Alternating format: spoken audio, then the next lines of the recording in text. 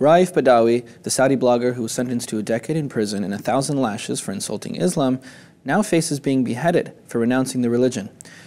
Judges in Saudi Arabia criminal court want him to undergo a retrial for apostasy. If he's found guilty, he would face a death sentence. Apostasy, of course, is renouncing one's religion. In Mr. Badawi's case, it is Islam. Jose, this is really interesting for a lot of reasons. Well, first off, it's really sad. He's put in jail basically for writing on his very liberal blog, the Free Saudi Liberals. Basically, he was first sentenced to 10 years in prison and 1,000 lashes, and now they want to do a retrial and say that he's an atheist and he should be beheaded.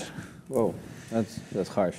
Yeah, I mean, to say the least. The 1,000 lashes alone is kind of a death sentence in itself.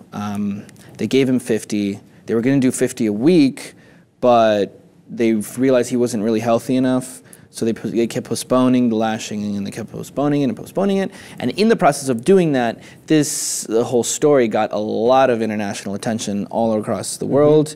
And a lot of people are coming out in a lot of different countries protesting in support of letting him free. Here's what his family had to say. Obviously, they're amongst those rallying for his freedom. Here's what they had to say. They said, "We call on the world citizens and the governments not to leave Raif dragged by such bigots to death. And we renew our calls to His Majesty King Salman to pardon Raif Badawi and allow him to leave for Canada to be united with his family there."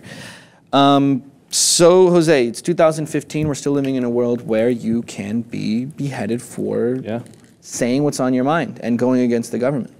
I mean, how much is this something that the government is doing to prevent a bigger backlash on social media and in the world?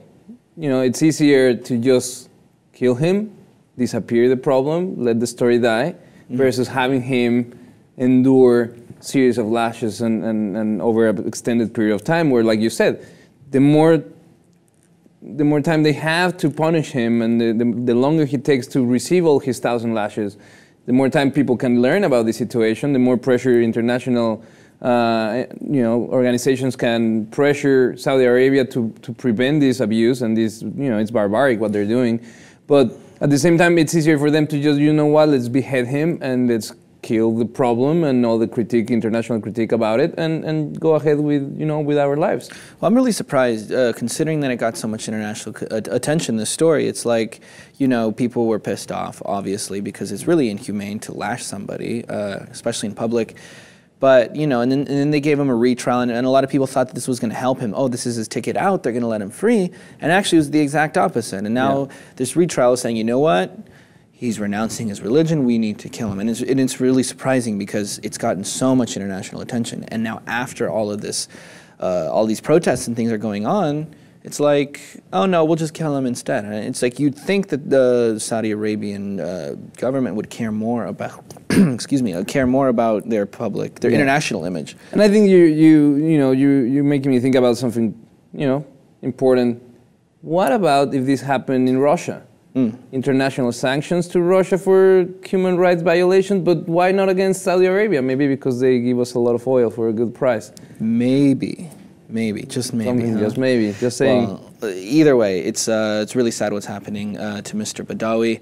Of course, let us know what you guys think by commenting, and if you haven't done so already, please subscribe to the Lip TV for more.